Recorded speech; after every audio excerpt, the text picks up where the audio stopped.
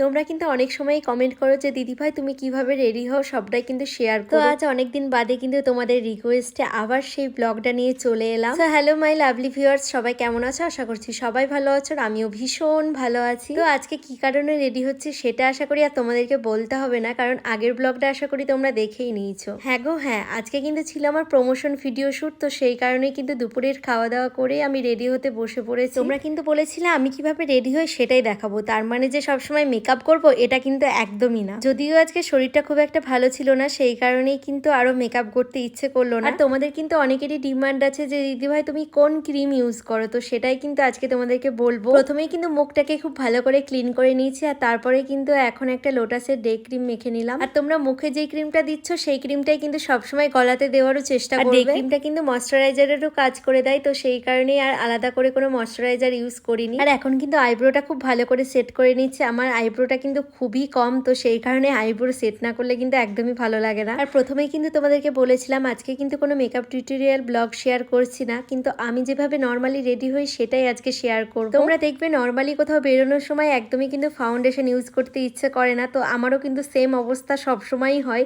Foundation শুধুমাত্র বিয়ে বাড়ি বা অন্য কোথাও যাওয়ার জন্যই আর কি ইউজ করতে ইচ্ছা করে। তো যাই হোক, এখন কিন্তু আমি কম্প্যাক্ট পাউডার দিয়েই কাজ চালিয়ে নিচ্ছি। আর তোমাদেরকে আগে থেকেই বলে রাখছি কম্প্যাক্ট পাউডারটা কিন্তু ছিল ফিটমি, তোমরা অনেকেই জানতে চাইতে পারো, সেই কারণে আগে থেকেই বলে রাখলাম। এবার পরে নেব কাজল, আর কাজলটা আমার কতটা ফেভারিট তোমরা আশা করি সকলেই জানো। আর তোমরা বেশিরভাগ ভিডিওতেই কমেন্ট করো দিদিভাই তুমি কোন কোম্পানির কাজল ইউজ করো। আমি কিন্তু মোটামুটি সব ভিডিওতেই বলে দিই, তবুও আজকের ভিডিওতেও বলে দিচ্ছি আমি ল্যাকমির আইকনিক কাজল ইউজ করি। এটা কিন্তু খুবই ভালো একটা কাজল, অনেকক্ষণ স্টে করে, তোমরা যদি চাও অবশ্যই এটা নিতে পারো। আজকে কিন্তু আমার প্রচন্ড শরীর খারাপ করছিল, তারপরে যে রেডি হয়ে যেতে পারবো এটা কিন্তু একদমই ভেবেছিলাম না। তোমাদের দাদাভাই কিন্তু আগে থেকে বলেছিল যে আজকের ডেটটা ক্যান্সেল করো, অন্যদিন করা হবে, কিন্তু আমি যেহেতু কথা দিয়ে এসেছি তো সেই কারণেই কিন্তু কথার দাম রাখার জন্য আজকেই বললাম ভিডিও করব, কষ্ট হলেও কোনো প্রবলেম হবে না। সবসময় এটাই মনে করি মনের জোরটা থাকা কিন্তু খুবই প্রয়োজন প্রত্যেকটা মানুষেরই। তো যাই হোক, কাজল মাস্কারা তো দেওয়া হয়ে গেছে, এবার কিন্তু লিপস্টিকের পালা। প্রথমেই কিন্তু লিপ লাইনার দিয়ে লিপটা ড্র করে নিয়েছি, আর তারপরে কিন্তু মেরুন কালারের একটা লিপস্টিক পরে নিচ্ছি। এই কালারটা কিন্তু আমার ভীষণ ফেভারিট একটা কালার। মেকআপ না করেও কিন্তু ব্লাশার দিচ্ছি, কারণ ব্লাশারটা দিতে কিন্তু আমি ভীষণ পছন্দ করি। নর্মালি কিন্তু দিই না, যেহেতু প্রমোশন ভিডিও ছিল, তো সেই কারণেই ভাবলাম আজকে একটু ব্লাশার দিয়ে দিই। বিশ্বাস করো ব্লাশার দেওয়ার পরে পুরো মনে হচ্ছিল আমি মেকআপ করেছি। পুরো মেকআপ না করার পরেও যদি এরকম সুন্দর ব্লাশার দেওয়ার পরে এত সুন্দর গ্লো করে বা এত সুন্দর মেকআপের যে ফিনিশিংটা থাকে সেটা হয়ে যায়,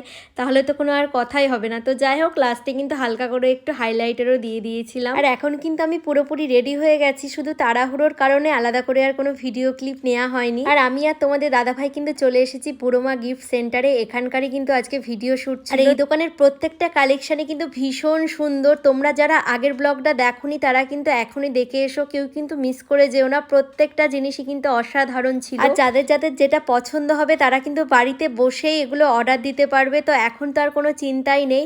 আর মাঝে মধ্যে কিন্তু এখন আমি লাইভে আসছি এই প্রোডাক্টগুলো নিয়ে, তোমাদের আশা করি সকলেরই পছন্দ হবে। আর এখানকার ধামাকাদার অফার আছে, প্রত্যেকটা জুয়েলারির উপরে কিন্তু থাকছে 30% করে ডিসকাউন্ট, সেটা যদি তোমরা অনলাইনেও নাও সেই ডিসকাউন্টটাও কিন্তু পেয়ে যাবে। যাই হোক, আমাদের তো ভিডিও শুট হয়ে গেছিল 5টার দিকে, তারপরে বাড়িতে এসে 1 ঘন্টা লাইভ করেছি। এইদিকে বলে আমার শরীর খারাপ, কিন্তু তোমাদের সাথে গল্প করতে করতে কখন যে 1 ঘন্টা হয়ে গেছে নিজেও বুঝতে পারিনি। তো আজকের ব্লগটা তোমাদের কেমন লাগলো জানিও, ভালো লাগলে লাইক কমেন্ট করে দিও। তো চলো আজকের মতো সকলকে টাটা।